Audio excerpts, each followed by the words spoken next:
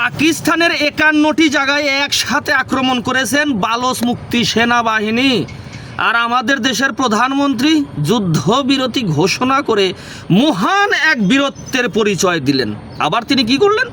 ভারতীয় সেনাদের সম্পূর্ণ স্বাধীনতা দিয়ে দিলেন এবং 140 কোটি মানুষকেও সম্পূর্ণ স্বাধীনতা দিয়ে দিলেন। কি স্বাধীনতা দিলেন? ভারতীয় সরকার স্বাধীনতা দিলেন, তোমরা যত খুশি তত চিৎকার করো, কিন্তু সেটা ফেসবুকে। যত খুশি তত মিসাইল ছড়ো, মিসাইল পোস্ট ছড়ো ফেসবুকে, কিন্তু আমরা যুদ্ধ করব না, আমরা যুদ্ধ বিরতি চাই। এদিকে বালোচ মুক্তি সেনা তারা দেখিয়ে দিচ্ছে তারা কি জিনিস, আর আমরা অপারেশন সিন্দুর করে হাঁপসে গেছি, আমরা পুরো ক্লান্ত, আর পারছি না, আমরা শেষ।